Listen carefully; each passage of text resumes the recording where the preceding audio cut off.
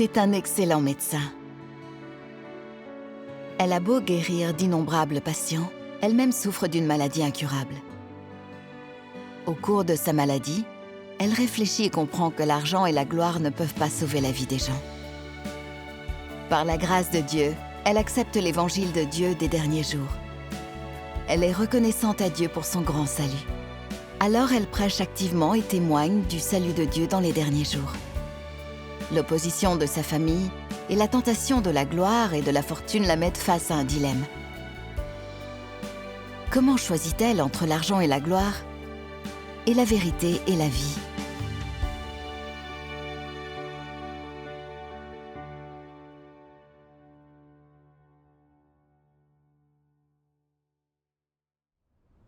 Quand j'étais jeune, ma famille était très pauvre.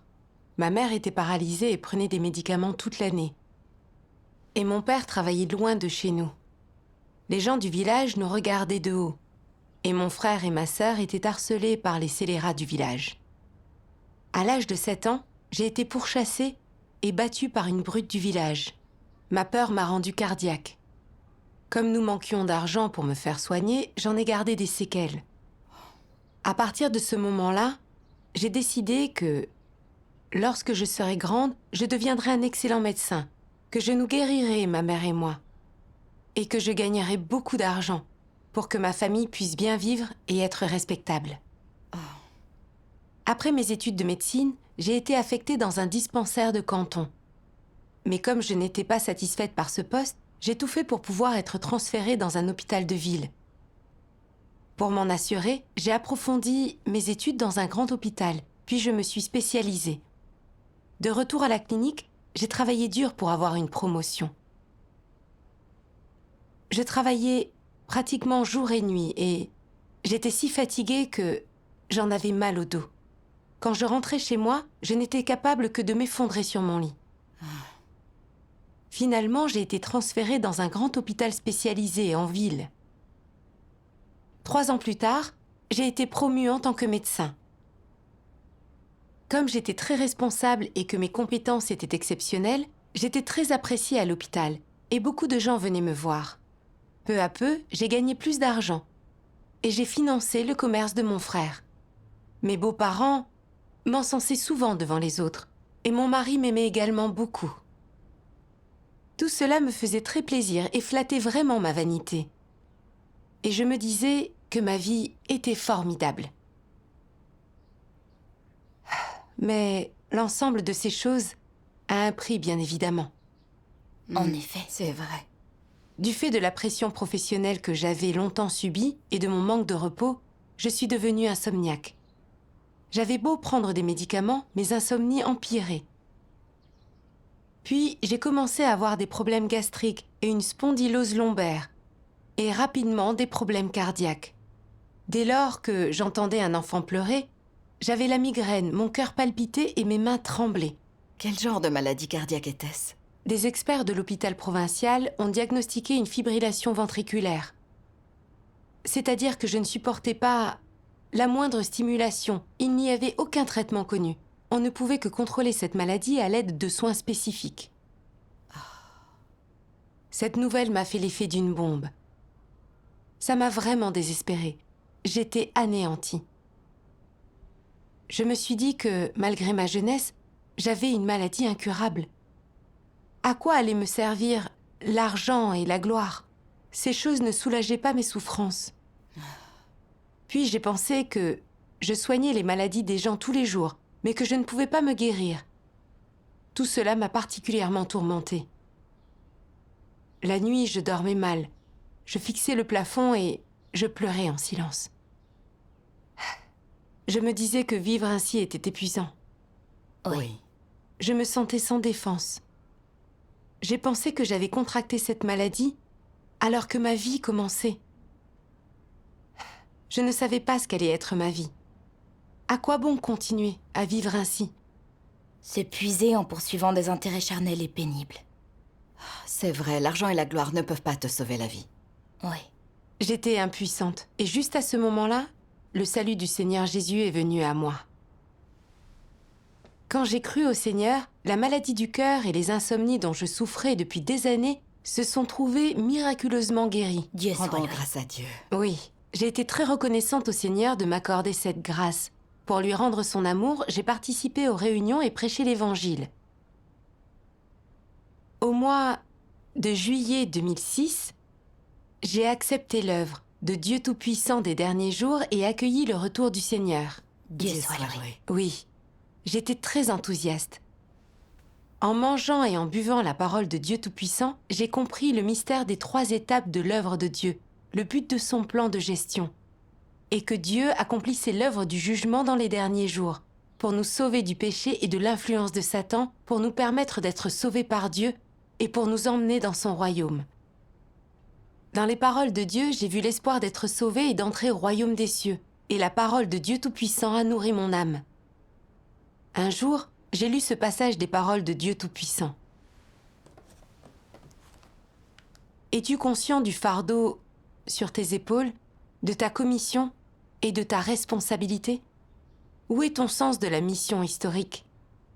Comment serviras-tu adéquatement en maître à la prochaine ère? Possèdes-tu un sens élevé de maîtrise?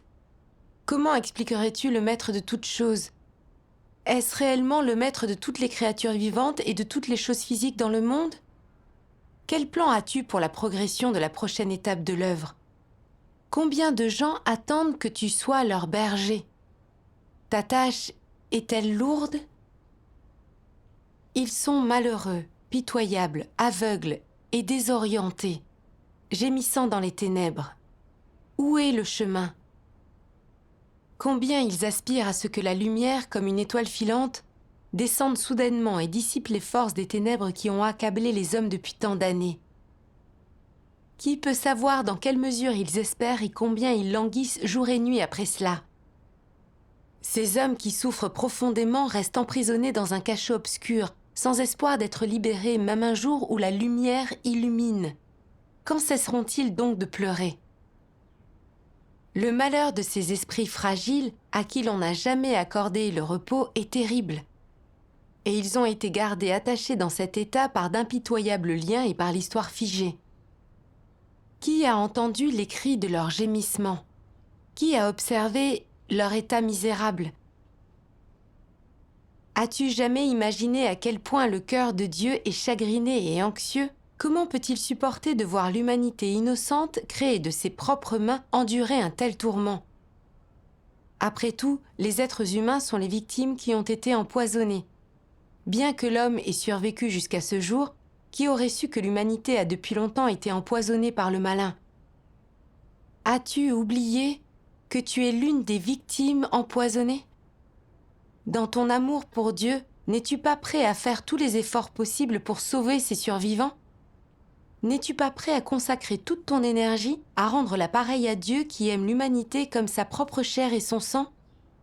Amen. Amen. Cette parole de Dieu m'a inspirée.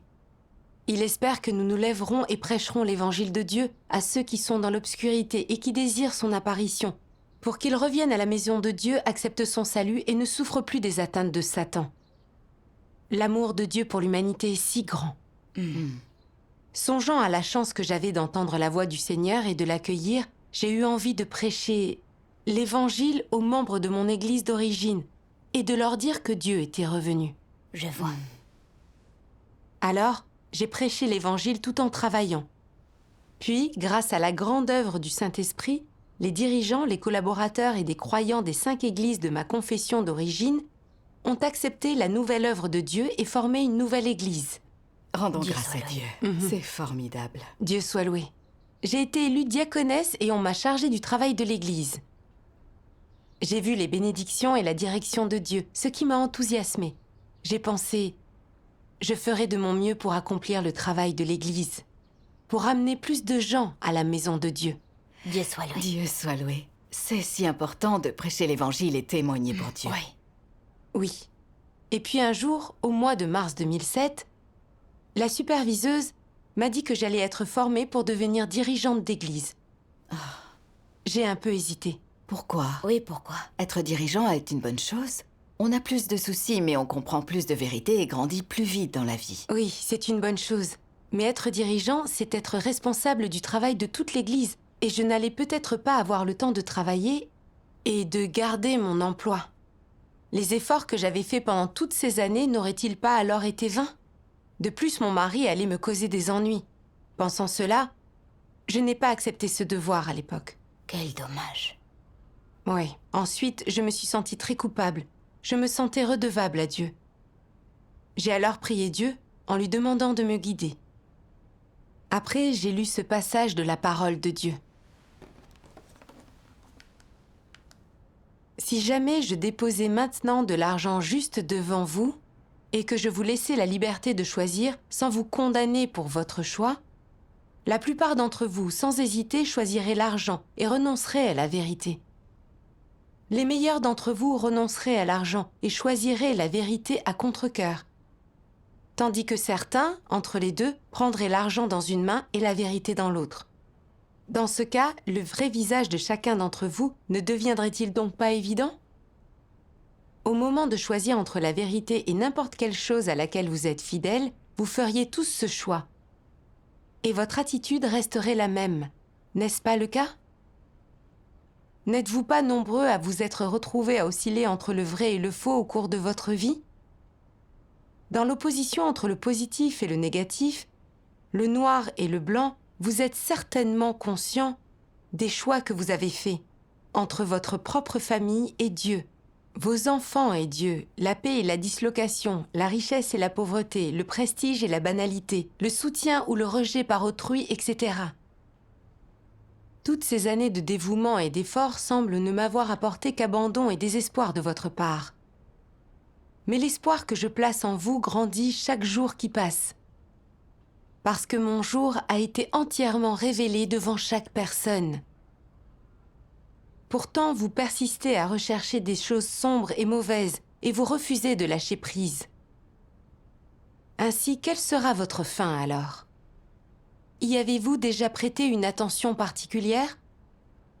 Si l'on vous donnait la possibilité de choisir à nouveau, pourquoi opteriez-vous? Amen. Amen. En réfléchissant à ces paroles de Dieu, j'ai eu particulièrement honte. C'était comme si Dieu était en train de me juger face à face. J'affirmais vouloir satisfaire Dieu, mais quand j'avais réellement dû faire un choix, j'avais décidé de rejeter mon devoir afin de pouvoir garder mon emploi enviable de médecin. J'ai vu que ce que je chérissais le plus n'était pas Dieu, mais le prestige et le statut. J'avais suivi Satan, été loyale envers Satan, et je m'étais rebellée contre Dieu. Oui. En y pensant, je me suis sentie très coupable. J'ai voulu faire un autre choix, renoncer à mon travail et me dépenser pour Dieu. Mais je savais aussi que si je démissionnais, ma famille ne serait pas d'accord. Et je n'étais pas encore capable d'y renoncer. Je n'ai pu que venir devant Dieu et prier en lui demandant de me guider. Après avoir prié, j'ai pensé à cet hymne de la parole de Dieu. Une vie pleine de sens. 你是一个受造之物，理当敬拜神，追求有意义的人生，追求有意义的人生。你既是一个人，就应该为神花费，忍受一切痛苦，忍受一切痛苦。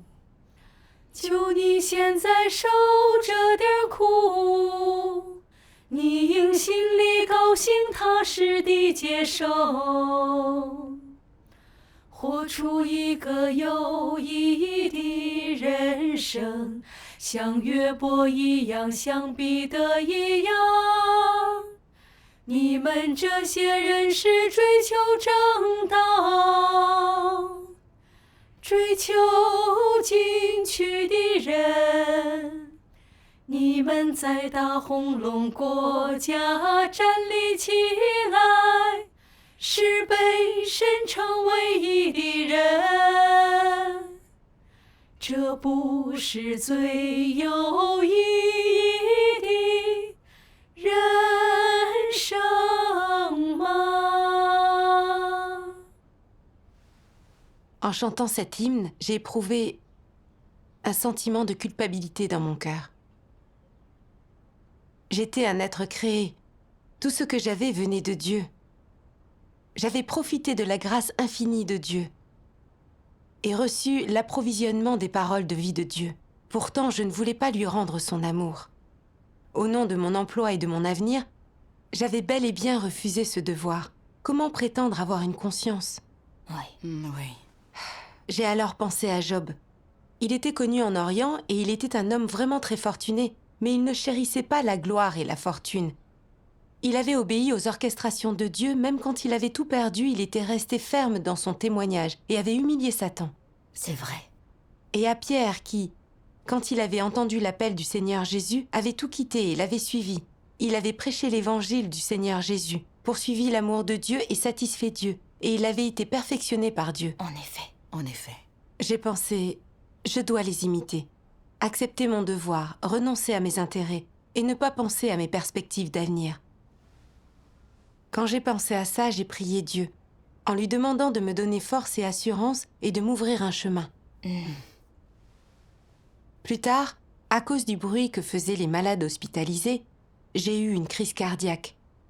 J'ai saisi cette occasion pour demander un congé maladie de 6 mois et j'ai pu faire mon devoir à plein temps. Dieu soit loué. Si on se fie sincèrement à Dieu, il nous ouvrira un chemin. Oui, c'est tout à fait exact. Cependant, ces 6 mois de congé se sont vite écoulés et le directeur de l'hôpital m'a dit de revenir. Il y avait pas mal de travail d'évangélisation à faire, alors j'ai choisi de ne reprendre le travail qu'1 an plus tard. Mais 2 mois plus tard, l'hôpital a insisté pour que je revienne travailler, sinon je risquais de perdre mon poste. Mon mari a aussi commencé à m'inciter à y retourner. À ce stade, je me suis mise à m'inquiéter. Que dois-je faire? Si je ne retourne pas travailler, je serai licenciée à la fin de l'année. Dans ce cas, mes années de labeur n'auront-elles pas été en vain? Mais si je retourne travailler, j'aurai moins de temps pour faire mon devoir. Si je néglige mon devoir, le travail de l'église en sera sûrement affecté. Alors j'ai refusé de retourner à l'hôpital. Mon mari n'arrivant pas à me convaincre, il a appelé mon frère et sa femme pour leur demander de s'en charger. Mon frère lui a dit « Force-la à rester à la maison, ne la laisse pas sortir. Si tu n'arrives pas à la contrôler, casse-lui les jambes. Même si elle est paralysée, tant qu'elle restera à la maison, elle pourra conserver son poste.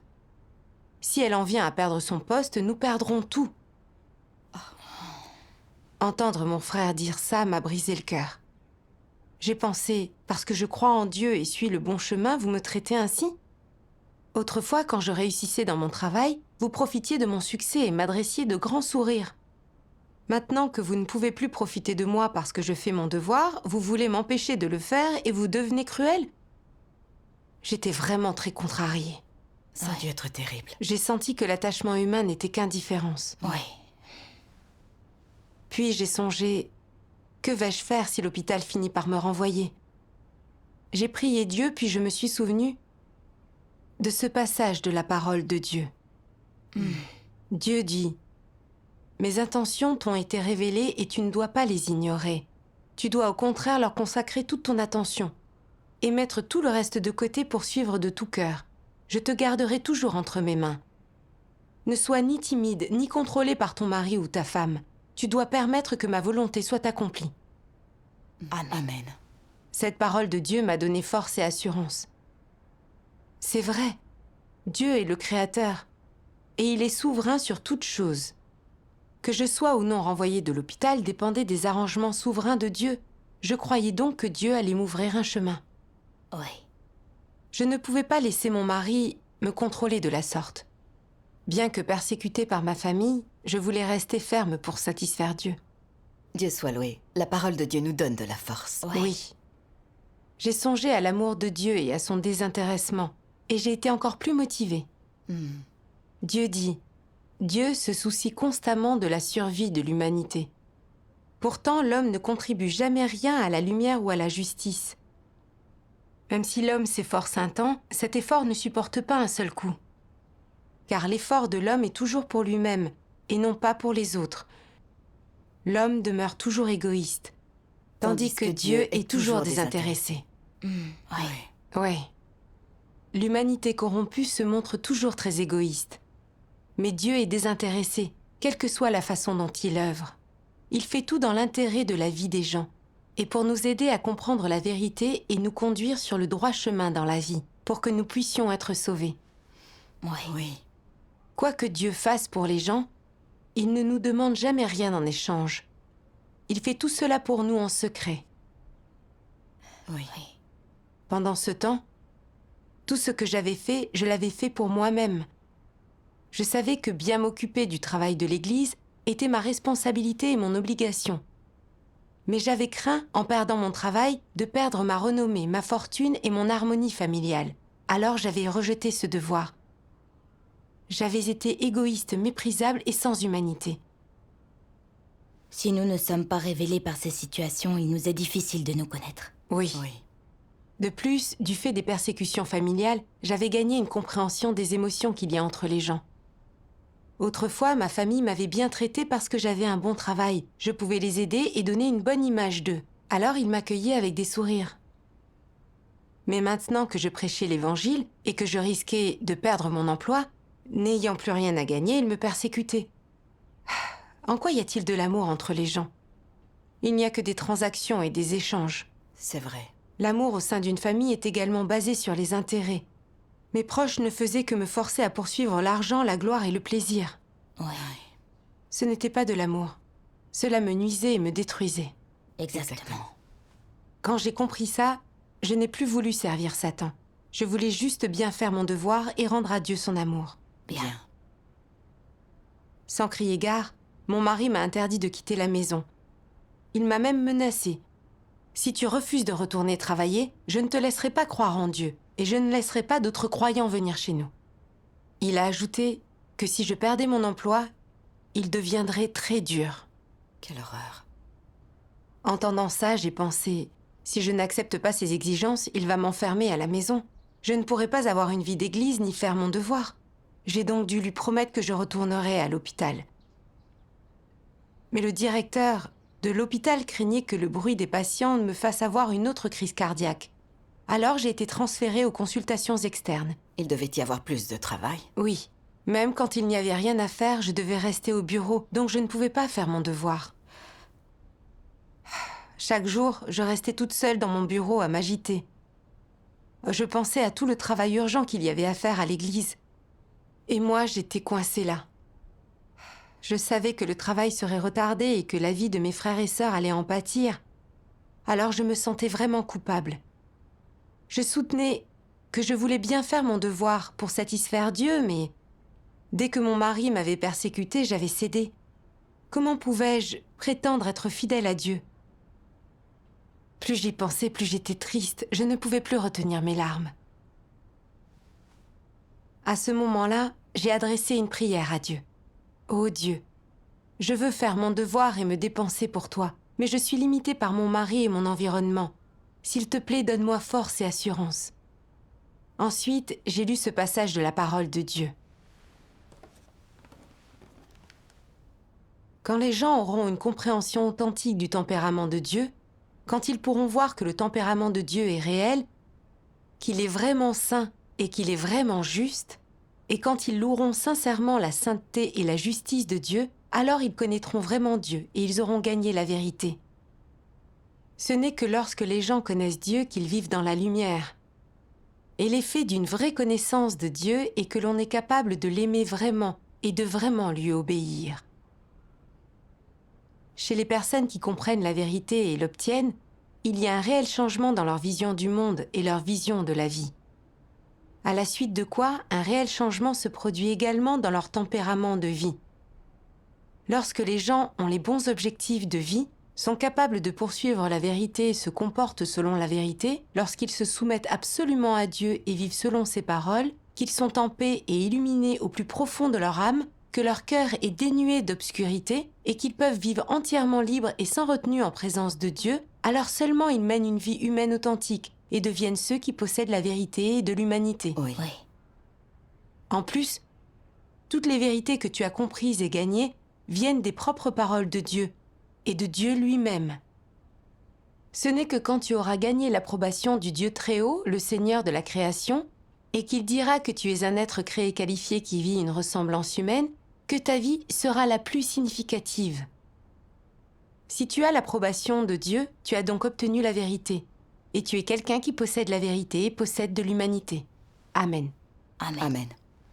Après avoir médité cette parole de Dieu, j'ai compris que dans la vie, poursuivre la vérité, connaître Dieu et gagner l'approbation du Créateur étaient les seules choses qui soient glorieuses. C'était la vraie vie et c'était ce que je devais choisir. Oui. J'avais désespérément étudié la médecine à la poursuite de la gloire et de la fortune mondaine. Ayant réussi, j'avais été tenue en haute estime par ma famille, mes amis et dans mon travail. Mais quel bien cela m'avait-il fait?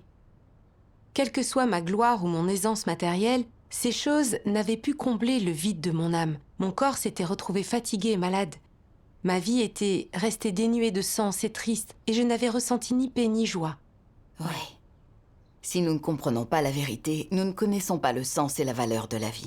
Même quand tout semble lumineux et beau, nous sommes les seuls à connaître la douleur dans notre cœur. C'est tout à fait exact. J'ai pensé que, après avoir accepté l'œuvre de Dieu Tout-Puissant des derniers jours, en mangeant et en buvant les paroles de Dieu, en vivant une vie d'église et en faisant mon devoir, inconsciemment, j'avais compris certaines vérités. J'avais su comment me conduire, comment vénérer Dieu, me débarrasser de ma propre corruption et vivre une humanité normale. Tout cela m'avait particulièrement détendue et soulagée. J'avais compris que les gens étaient des êtres créés et qu'on obtenait le bonheur qu'en vivant en présence de Dieu et en comprenant la vérité. Autrement, nos vies étaient toujours vides et remplies de souffrances. Exactement. À ce stade, j'ai compris que Dieu avait permis les persécutions que ma famille m'avait infligées. Grâce à cet environnement, j'avais été forcée de venir devant Dieu pour me fier à lui et de chercher la vérité. Ce qui m'avait permis de voir la douleur que l'on ressentait quand on vivait sous la domination de Satan, et de choisir de suivre Dieu et de prendre le chemin de la poursuite de la vérité. Oui. Quand j'ai compris les bonnes intentions de Dieu, mon cœur s'est éclairé. J'ai aussi été libérée des contraintes de la famille. J'ai quitté l'hôpital et fait mon devoir à plein temps. Dieu soit loué. Dieu soit loué.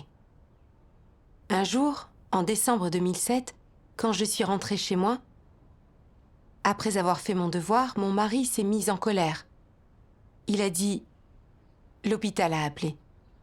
Si tu ne retournes pas travailler, tu seras licencié. Tu dois retourner travailler tout de suite. Si tu perds ton poste, tu vas perdre les gains de ta retraite ainsi que tous tes avantages. » Entendre ça m'a un peu perturbée. J'ai pensé, c'est vrai, j'ai toujours rêvé d'être un bon médecin, de réussir et de me faire un nom. Après m'être donné tout ce mal, j'ai à la fois la gloire et la fortune. Si je choisis d'abandonner maintenant, il ne me restera rien. Cette pensée m'a fait douter de ce que je devais faire. Alors j'ai prié Dieu en silence. Ô Dieu, je croyais avoir renoncé au prestige, à la fortune et au statut. Mais maintenant que je dois renoncer à mon travail, j'éprouve encore un peu de tristesse. Ô Dieu, aide-moi à comprendre la vérité et à ne pas être gouverné par ces choses. Puis j'ai lu ce passage de la parole de Dieu.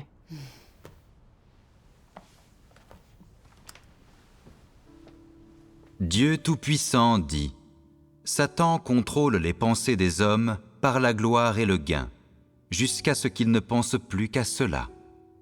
Il lutte pour la gloire et le gain, endure des difficultés pour la gloire et le gain, supporte l'humiliation pour la gloire et le gain, sacrifie tout ce qu'ils ont pour la gloire et le gain, porteront des jugements et prendront des décisions pour la gloire et le gain. » De cette façon, Satan attache les hommes avec des chaînes invisibles, dont ils n'ont ni la force ni le courage de se libérer. Alors, sans le savoir, il porte ces chaînes et avance avec beaucoup de difficultés. À cause de la gloire et du gain, l'humanité s'éloigne de Dieu, le trahit et devient de plus en plus méchante. Ainsi, les générations sont détruites les unes après les autres par la gloire et le gain, avec lesquels Satan les a tentées. Si l'on regarde maintenant les actions de Satan, ses sombres motivations ne sont-elles pas abominables ? Peut-être qu'aujourd'hui vous ne pouvez toujours pas les percer à jour parce que vous pensez qu'il n'y a pas de vie sans gloire ni gain. Vous pensez que si les gens y renoncent, alors ils ne verront plus la voie à suivre, perdront de vue leurs objectifs et leur avenir deviendra sombre, obscur et lugubre. Cela dit, avec le temps, vous comprendrez tous un jour que la gloire et le gain sont des chaînes monstrueuses que Satan utilise pour attacher l'homme. Ce jour-là, tu résisteras totalement au contrôle de Satan et aux liens qu'il utilise pour t'enchaîner. Quand tu voudras te débarrasser de tout ce qu'il t'a inculqué, tu te sépareras entièrement de Satan et détesteras tout ce qu'il t'a imposé. C'est seulement alors que tu auras un véritable amour et un véritable désir pour Dieu. Amen. Amen. Ce n'est qu'après cette lecture que j'ai compris à quel point Satan avait pu m'atteindre. La gloire et le gain étaient devenus ma vie, ce qui m'avait empêché de poursuivre la vérité. Dès mon enfance, mes parents m'avaient appris à me distinguer des autres et à honorer nos ancêtres. Et j'avais cru qu'en ayant la gloire et le gain, j'aurais une vie significative. J'avais considéré la gloire, le gain et le statut comme les seuls objectifs que je devais poursuivre dans la vie. Alors j'avais résolument poursuivi la gloire, le gain et le plaisir. Mais je m'étais tourmentée jusqu'à l'épuisement. Le prestige et le statut sont des ruses dont Satan se sert pour corrompre les gens. Oui. J'ai pensé à un collègue qui était mort tragiquement alors qu'il poursuivait la gloire et la fortune. Il dirigeait le service des consultations externes et travaillait dur. Il rentrait toujours tard chez lui. Il restait soigner des patients pour gagner plus. Il avait enfin obtenu gloire et argent, mais une nuit, ayant terminé très tard, il était rentré à pied. Une voiture l'avait percuté et il était mort. J'avais eu une autre collègue qui était devenue infirmière en chef très jeune. Aux yeux des autres, elle était pleine d'avenir. Mais elle travaillait beaucoup trop. En rentrant chez elle, elle parlait encore de son travail. Elle a traversé une voie ferrée alors qu'elle était distraite et elle a été tuée par un train qui roulait à toute vitesse à moins de 30 ans. En pensant aux expériences de mes collègues, je me suis mise à trembler de peur. Ils étaient eux aussi très admirés et estimés par les gens de l'hôpital. Mais sans l'attention et la protection de Dieu, à quoi servent la gloire et la fortune ? C'est vrai. C'est vrai. Prestige et statut sont les moyens dont Satan use pour corrompre les gens et leur nuire. Ce sont des pièges tendus par Satan pour tenter les gens et les amener à poursuivre âprement la gloire et la fortune, afin qu'ils finissent éloignés de Dieu et du salut du Créateur. C'est tout à fait vrai. Le prestige et le statut sont les chaînes que Satan accroche aux gens. Et tant que vous respirerez, vous chercherez chaque jour à obtenir ces choses-là. C'est C'est vrai. vrai. C'est si douloureux. Ça l'est Ça vraiment. l'est, oui. Et sans le salut de Dieu, personne n'échapperait aux attentes de Satan. Oui. Exact. J'avais souffert de l'esclavage du prestige et du statut. Je n'avais donc jamais fait le bon choix entre mon emploi et mon devoir. Quelle terrible honte. L'œuvre de Dieu dans les derniers jours de sauver les gens est une occasion unique. J'avais accepté le vrai chemin et pourtant, je ne chérissais pas cette occasion d'obtenir la vérité. Si je ratais cette chance, n'allais-je pas me détruire moi-même ? Ne serais-je pas stupide ? Si. J'ai pensé à ce passage de la parole de Dieu. Comme des personnes normales qui sont en quête de l'amour pour Dieu, l'entrée dans le royaume pour faire partie du peuple de Dieu constitue votre avenir et une vie qui est d'une extrême valeur et d'un grand sens. Personne n'est plus béni que vous l'êtes. Pourquoi dis-je cela ? Parce que ceux qui ne croient pas en Dieu vivent pour la chair et ils vivent pour Satan. Mais aujourd'hui, vous êtes en vie pour Dieu et vous vivez pour faire la volonté de Dieu. C'est pourquoi je dis que vos vies sont de la plus haute signification. Amen. Amen. Cette parole de Dieu m'a donné un chemin de pratique. Poursuivre l'accomplissement du devoir d'un être créé dans l'Église est le chemin correct à choisir dans la vie, et c'est la vie la plus significative. Oui. Avant, j'avais été trompée par Satan et vécu selon des philosophies sataniques. Poursuivant gloire et fortune, j'avais subi les atteintes de Satan. La parole de Dieu m'a montré les conséquences et l'essence de la poursuite de ces choses, et fait comprendre que c'était la façon dont Satan dévorait les gens. Oui. Désormais, l'œuvre de Dieu des derniers jours touche à sa fin. Le plan de gestion de Dieu arrive à son terme, et le grand désastre a commencé. Nous ne pouvons survivre à ce désastre qu'en poursuivant la vérité. Si je ne poursuivais pas la vérité, et si je consacrais le peu de temps qu'il me restait à poursuivre gloire et fortune, je ne gagnerais jamais la vérité et la vie donnée par Dieu, et je ne serais pas sauvée. Ma croyance aurait été pour rien, et j'allais le regretter pour le restant de mes jours. Oui. Tout comme le Seigneur Jésus l'a dit, « Et que servirait-il à un homme de gagner tout le monde s'il perdait son âme?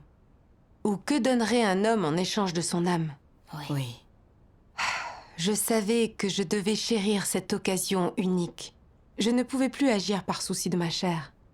Durant cette période de l'œuvre de Dieu pour sauver les gens, je devais saisir l'occasion de poursuivre la vérité et de faire mon devoir. C'était la façon de vivre la plus précieuse et significative. C'est vrai. Cette idée en tête, j'ai décidé de quitter mon poste et de faire mon devoir à plein temps. Dieu soit loué. Dieu soit loué. Quand j'ai fait part à mon mari de ma décision, il m'a dit impuissant. Ces dernières années, j'ai tout fait pour te faire retourner au travail et garder ton poste. Je voulais que tu gagnes plus d'argent pour que nous puissions bien vivre. Mais dans ton cœur, il n'y a que ton Dieu. Je ne peux plus te contrôler. À toi de décider à l'avenir. Dieu Dieu soit loué. Puis je suis allée entamer ma procédure de démission. Le directeur de l'hôpital a voulu me dissuader en me disant « Être médecin est un emploi très sûr. Cet hôpital ne fermera jamais ses portes. Il est très difficile d'obtenir un poste hospitalier. De plus, tu es une employée essentielle ici. Tu as un bel avenir devant toi. Les salaires augmentent et il va y avoir toutes sortes d'avantages supplémentaires. Réfléchis-y bien. » C'est un test considérable. Oui. Je savais que c'était là la tentation de Satan. Satan voulait se servir de mon directeur pour m'éloigner de Dieu et m'amener à le trahir. En effet. Je ne succomberai pas à ses ruses. J'ai donc expliqué ma décision à mon directeur, qui n'a pu qu'accepter ma décision. Dieu soit loué. Quand j'ai démissionné et me suis de nouveau investie dans mon devoir, j'ai éprouvé un grand soulagement. Je n'étais plus limitée et contrôlée par le travail. Et j'avais plus de temps pour manger et boire la parole de Dieu et faire mon devoir. Dieu soit loué. La direction des paroles de Dieu m'a libérée de l'esclavage et des contraintes de la gloire et du statut, et elle m'a donné la bonne orientation dans la vie.